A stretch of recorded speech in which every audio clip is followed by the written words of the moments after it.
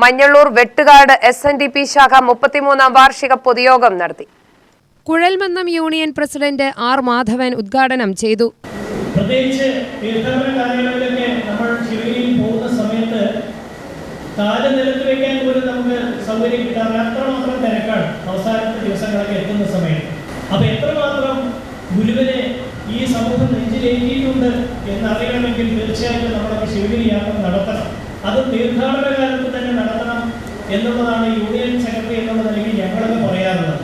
അല്ലാത്ത സമയത്ത് പോയി കഴിഞ്ഞാൽ നമുക്ക് ഈ ഒരു ആരംഭമൊന്നും കാണാൻ കഴിയില്ല. ശിവഗിരി മഠത്തിൽ പോയി സ്വാമിജിമാരെ കണ്ട് തൊഴുതി വരാം എന്നതിനപ്പുറം ഈ ജനത എത്രമാത്രം ഗുരുവിനെ നെഞ്ചിലേറ്റിയിട്ടുണ്ട് എന്ന് അതിൻ്റെ അർത്ഥത്തിലും ആഴത്തിലും മനസ്സിലാക്കണമെങ്കിൽ തീർച്ചയായിട്ടും തീർത്ഥാടന കാലങ്ങളിൽ തന്നെ നമ്മൾ അങ്ങോട്ട് പോകണം.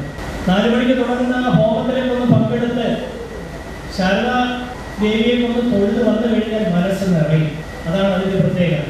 അതെങ്ങനെയാണ് ആ ശക്തിവിശേഷം നമ്മുടെ മനസ്സിലേക്ക് സന്നിവേശിപ്പിക്കുന്നത് എന്ന് ചോദിച്ചാൽ അതിന് ഉത്തരമൊന്നുമില്ല. പക്ഷെ ശിവഗിരി മഠത്തിൽ എത്തുന്ന സമയത്ത് നമ്മുടെ ചിന്തകളെല്ലാം മാറിപ്പോവുകയാണ്.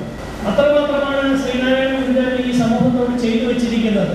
എത്ര വിദ്യാഭ്യാസ സ്ഥാപനങ്ങളാണ്, എത്ര ആശുപത്രികളാണ്, എത്ര സന്യാസമഠങ്ങളാണ്.